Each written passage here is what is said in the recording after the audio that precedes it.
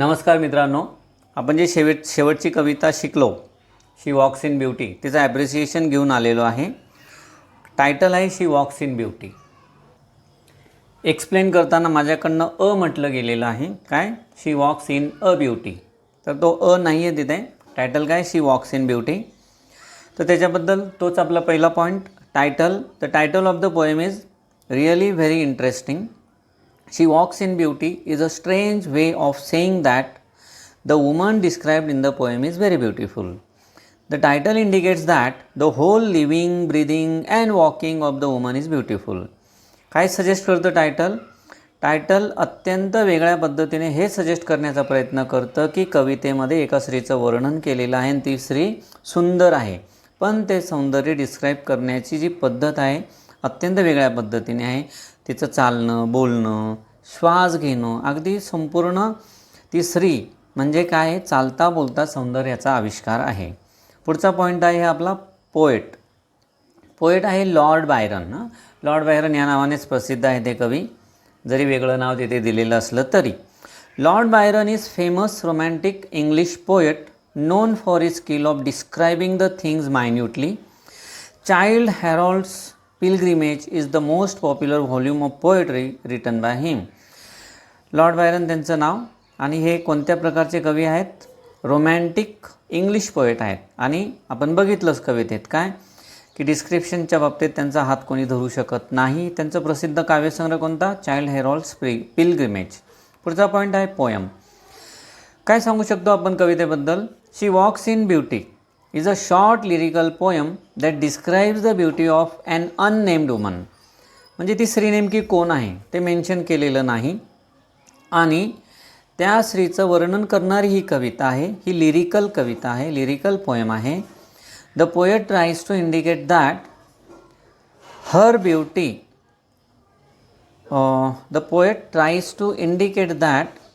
her beauty of her external appearance is an outcome of innocence, peace of mind and her kindness.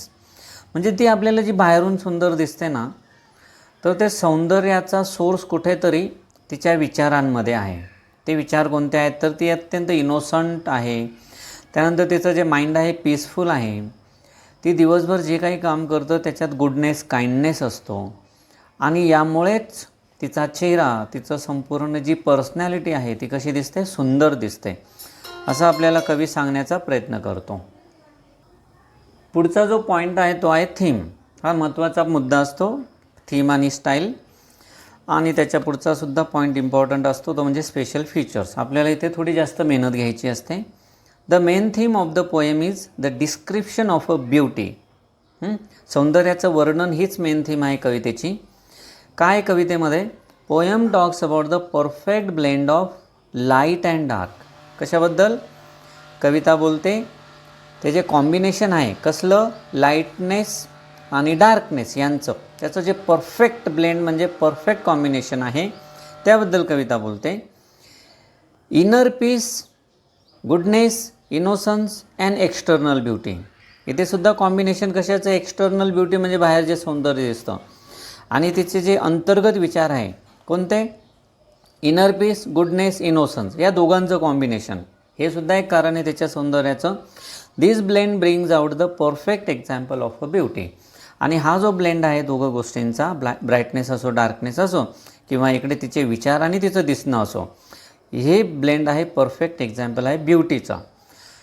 पुढचा point आहे style. This poem is little bit complicated to understand, though the language of the poem is not so difficult. बघायला गेलं तर कवितेची भाषा एवढी अवघड नाही, पण तरी कविता समजायला थोडीशी अवघड होती, पण ते व्यवस्थित आपण समजून घेतली, एक्सप्लेन झालेली आहे ती. The image of beauty is compared with the image of night which is a perfect blend of brightness and darkness. आता हे जे सौंदर्य आहे ना, ज्याचं कवी वर्णन करतो, ॲक्च्युली ब्युटीसुद्धा एक इमेज वापरलेली आहे. आणि या इमेजचं डिस्क्रिप्शन करण्यासाठी अजून एक अत्यंत सुंदर इमेज वापरलेली, ती रात्र. काय, कशी आहे ती रात्र? It is the perfect blend of brightness and darkness. रात्र कशी असते? एक खूप सुंदर कॉम्बिनेशन असतं. कसलं? ब्राईटनेस आणि डार्कनेसचं. त्यानंतर एक वेगळीच छटा तयार होते, ते खूप सुंदर दिसते. अगदी ती छटा आपल्याला कुठे दिसते? त्या स्त्रीच्या चेहऱ्यावर दिसते, त्या स्त्रीच्या चालण्यात दिसते, बोलण्यात दिसते, अगदी प्रत्येक गोष्टीत. Simile, metaphor, alliteration, personification and antithesis are the effective figures of speech used in the poem. अशा प्रकारे ह्या वेगवेगळ्या फिगर्स ऑफ स्पीच वापरलेल्या आहे कवितेमध्ये. मुख्यतः अँटिथेसिस म्हणजे विरोधी गोष्टी त्यात आलेल्या आहेत काही, हो की नाही. कोणत्या कोणत्या आत्ताच मागच्या प्रश्नातही आपण बघितलं, आत्ता पुन्हा बघूया. The example of antithesis are used to stress on the balance like light and bright, tender light and gaudy light, more and less. अशा प्रकारे त्या ठिकाणी इफेक्टिव्ह वापर केलेला आहे अँटिथेसिसचा. पुढचा पॉईंट आहे स्पेशल फीचर्स. काय असतं यात?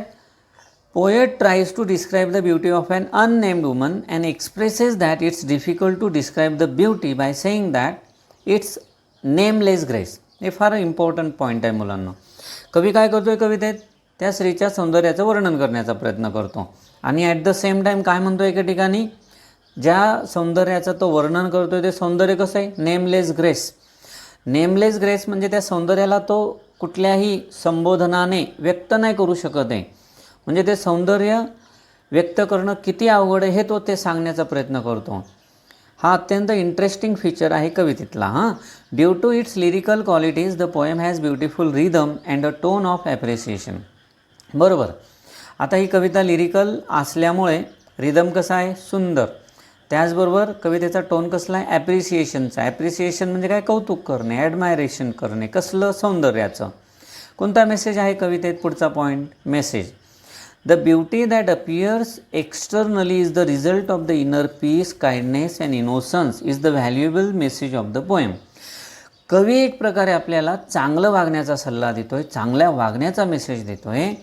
आपण जर मनात शांत असू, आपलं जर बिहेवियर काइंडनेस गुडनेसने युक्त असेल, आपण जर इनोसंट असू तर आपोआप ते कुठे दिसतं? ते आपल्या दिसण्यात, चालण्या बोलण्यात ते सौंदर्य दिसतं. तर कवी अशा पद्धतीने आपल्याला चांगलं वागण्यासाठी प्रेरित करत आहे. काय मेसेज आहे कवितेचा आपल्याला समजलं. आता जो शेवटचा पॉईंट आहे तो ओपिनियन. काय वाटतं आहे आपल्याला या कवितेबद्दल? तर I think the poet wants to suggest that the real beauty is the inner beauty and we should appreciate it more. फार फार महत्त्वाचं ओपिनियन आहे हे, आणि हे तुम्ही लिहिलंच पाहिजे. तुम्ही जे लोक आता या ठिकाणी व्हिडिओ बघतायत, व्ह्युअर्स आहेत, त्यांच्यासाठी फार सुंदर पॉईंट आहे हा. या अशा गोष्टी आपल्याला गाईड वगैरेमध्ये रिटन नोट्समध्ये मिळणार नाहीत. त्यामुळे या गोष्टी काही आशाच्या आशा तुम्ही लिहू शकतात. काय वाटतं आहे मला? I think the poet wants to suggest that the real beauty is the inner beauty and we should appreciate it more. कसं असतं, बरेच जण काय असतात, बाह्य सौंदर्याला काय करतात? बळी पडतात.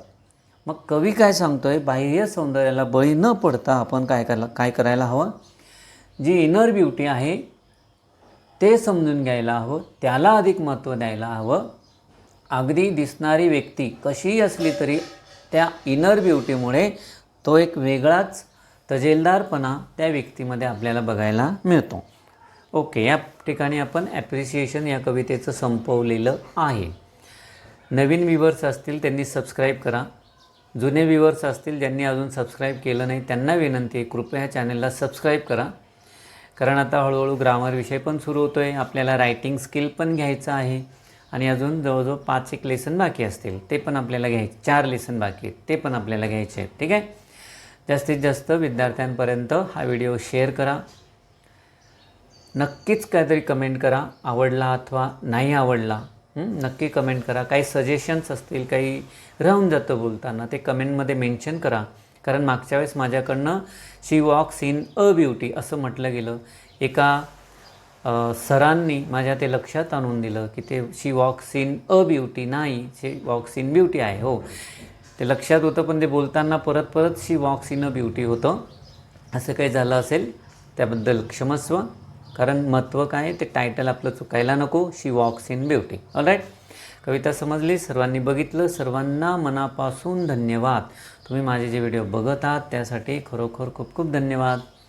परंतु त्याचा तुम्ही योग्य वापर करावा आपल्या अभ्यासक्रमाच्या दृष्टीने, बोर्डाच्या परीक्षेच्या दृष्टीने, अशी माझी त्या ठिकाणी नम्र इच्छा आहे. धन्यवाद.